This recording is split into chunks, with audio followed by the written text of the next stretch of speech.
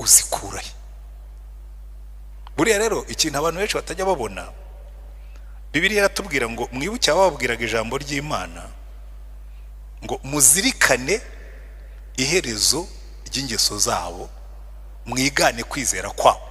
Abaroma 13:7-8 ngo kuko Yesu Kristo ko yari arejo niko ari n'uyu munsi, niko azahura iteka ryose. Uri impamvu twiga ubuzima bw'abantu nka ba Paulo, ba Sawuli bahindutse Paulo, ni ukugira ngo natwe turebe ngo uyu nguyu wahoze atoteza itorero akavamo intumwa ivana ubutumwa ku nkengero za Isirayeli, agaca mu nzitane zaho bamutera amabuye, bakamukubita imikoba, bakamukubita inga, bakamukubita inkoni 39 tuzabibona, bakamutera amabuye, inkuge zikamumenekeraho, ariko akanga agahatana akagera iyo yajyaga.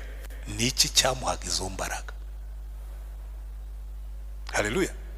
Icyo nicyo kintu twe nk'abakristo dukwiriye kumenya. Buriya ni wiga ubuzima bw'umuntu wari wese muri Bibiliya, ujye ushakamo ibintu 2 cyangwa 3. Icya mbere ujye ushaka, kuko niko Bibiliya tubwiye ngo muzirikane ababayoboraga kera bakabwira ijambo ry'Imana.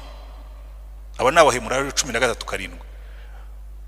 Muzirikane iherezo ry'ingeso zabo. Mwabyanditse?